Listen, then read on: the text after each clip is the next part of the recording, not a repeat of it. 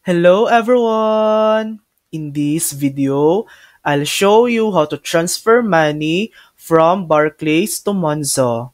First, open your Barclays mobile banking app and log in. From the bottom menu, tap Pay and Transfer.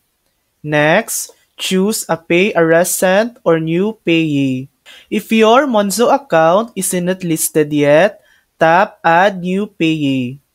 Enter the name, sort code, and account number for your Monzo account. Double-check that all details are correct, then save the payee. Once that's done, select your Barclays account to send from, enter the amount you want to transfer, and add a payment reference if needed. Choose whether you want it to be a one-off payment or a standing order.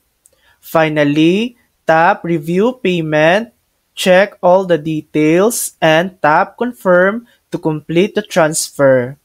Your money should arrive in your Monzo account shortly. And that's it! You've successfully transferred money from Barclays to Monzo. Thanks for watching!